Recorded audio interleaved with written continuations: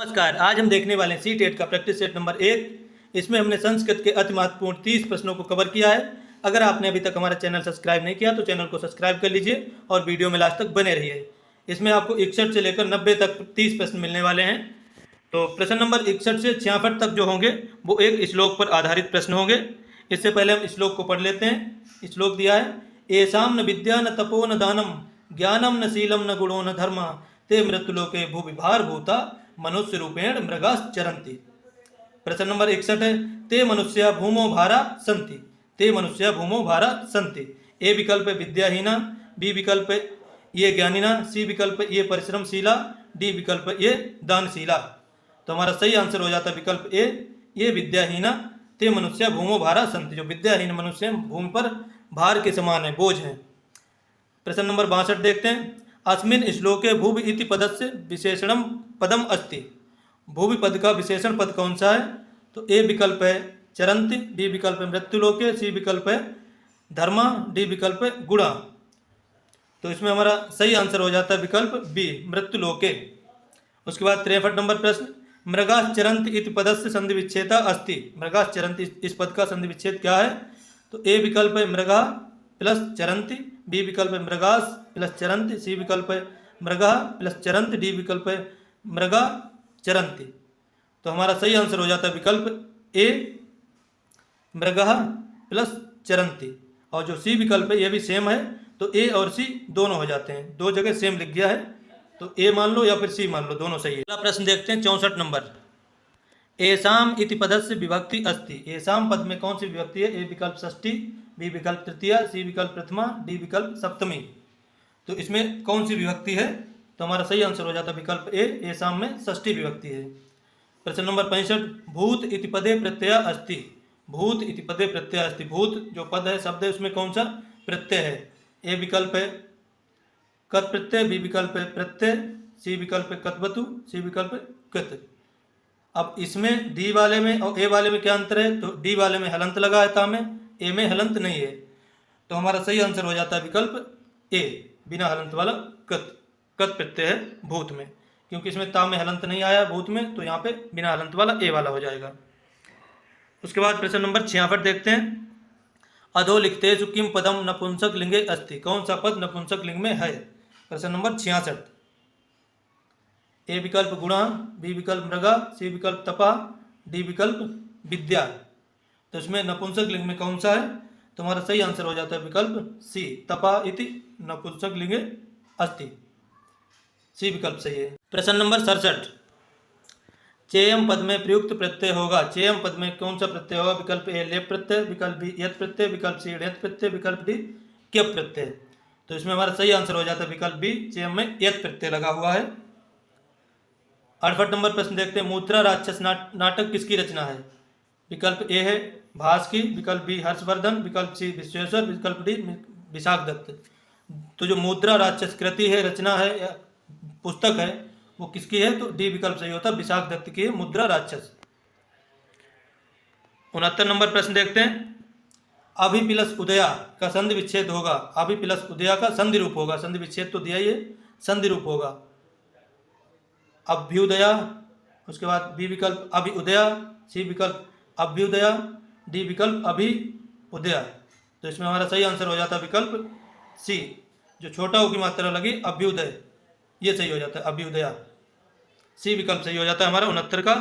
70 में देखते हैं, सख्यो पद का विभक्ति और वचन क्या होगा? सख्यो पद का विभक्ति और वचन क्या होगा? ए विकल्प सप्तमी एक वचन, बी विकल्प षष्ठी द्विवचन, सी विकल्प तृतीया बहुवचन, डी विकल्प पंचमी एक वचन। सख्यो शब्द का विभक्ति और वचन होगा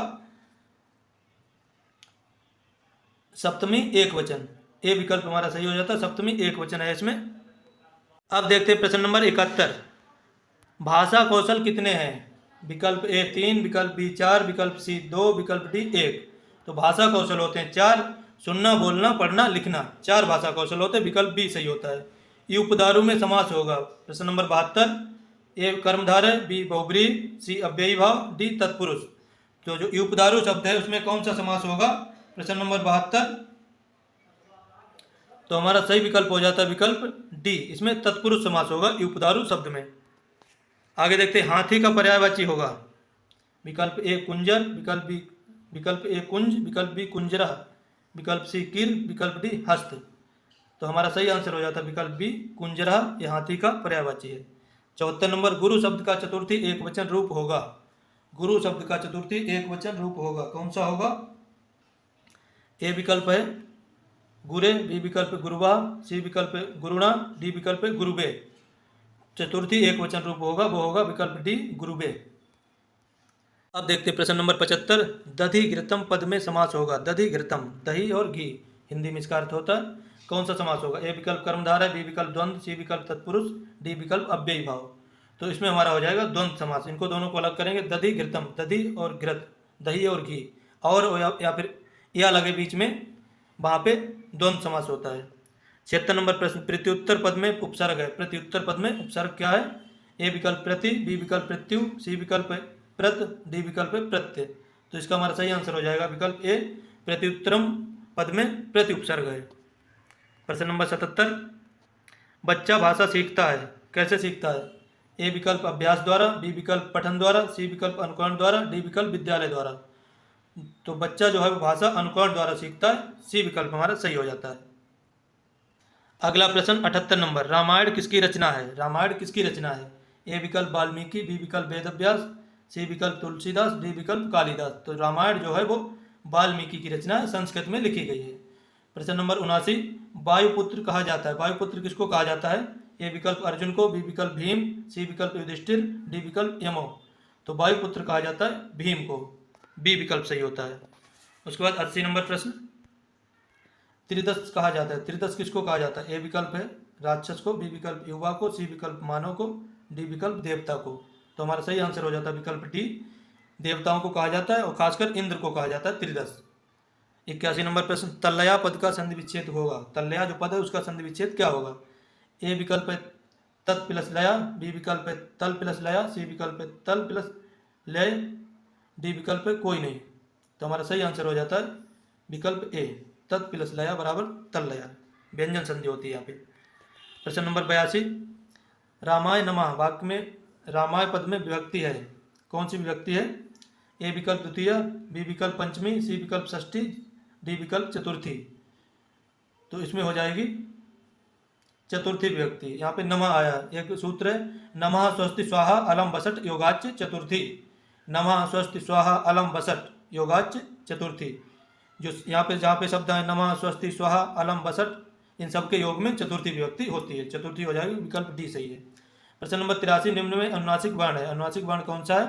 विकल्प ए छा, विकल्प बी सा, विकल्प सी वहाँ, विकल्प डी चा। तो इसमें हमारा सही आंसर हो जाता है विकल्प सी, इसको वहाँ या फिर अंगा कुछ लोग कहते हैं, विकल्प सी सही हो जाएगा। प्रश्न नंबर 84, अहिंसा परमो धर्मा वाक्य संबंधित है। विकल्प ए रामायण से, विकल्प बी गीता से, विकल्प सी दर्शन से, विकल्प डी महाभारत से। तो अहिंसा परमो धर्मा ये किससे संबंधित है? तो इसमें हमारा सही आंसर हो जाएगा विकल्प डी, ये महाभारत से संबंधित है वाक्य अहिंसा परमो धर्मा। प्रश्न नंबर 85, मातृ शब्द के द्वितीय बहुवचन का रूप होगा। मातृ शब्द के द्वितीय बहुवचन का रूप क्या होगा? विकल्प ए है मातृ, विकल्प बी है मातृन, विकल्प सी है मातृ, विकल्प डी है मातृन। तो इसमें हमारा सही आंसर हो जाएगा विकल्प ए मातृ। 85 का ए विकल्प सही होता है। अब 86 देखते हैं, अस्मत् शब्द की का षष्ठी बहुवचन रूप होगा। अस्मत् शब्द का षष्ठी बहुवचन रूप होगा। ए विकल्प है नौ, बी विकल्प है असमान, सी विकल्प है नह, डी विकल्प है नह। तो इसमें हमारा सही आंसर हो जाता है विकल्प डी, डी विकल्प सही होता है नह। अब देखते हैं प्रश्न नंबर 87, भवितुम शब्द में प्रत्यय है। जो भवितुम शब्द है उसमें कौन सा प्रत्यय? ए विकल्प है तुम, बी विकल्प है अण, सी विकल्प है तुमुन, डी विकल्प है बतु। तो इसमें प्रत्यय हो जाएगा तुमुन, सी विकल्प सही होता है 87 का। 88 नंबर, भू धातु लंग लकार मध्यम पुरुष का रूप होगा। भू धातु लंग लकार मध्यम पुरुष का रूप होगा। ए विकल्प है अववत, बी विकल्प है अववत। ए और बी में क्या अंतर है? तो ए में हलंत लगा, बी में हलंत नहीं लगा है। सी विकल्प है अभवन और डी विकल्प है अभवतम। तो इसका हमारा सही आंसर हो जाता है विकल्प बी, बिना हलंत वाला होगा अभवत, भू धातु लंग लकार का मध्यम पुरुष रूप।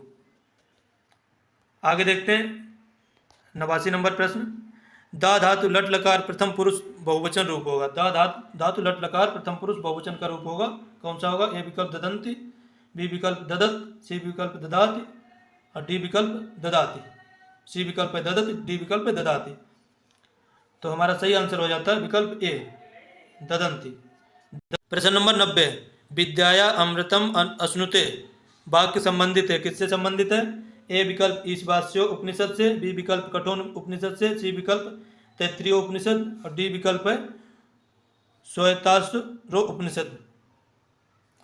तो इसमें हमारा सही आंसर हो जाता है विकल्प ए, ईशावास्यो उपनिषद से संबंधित है वाक्य विद्याया अमृत अश्नुते।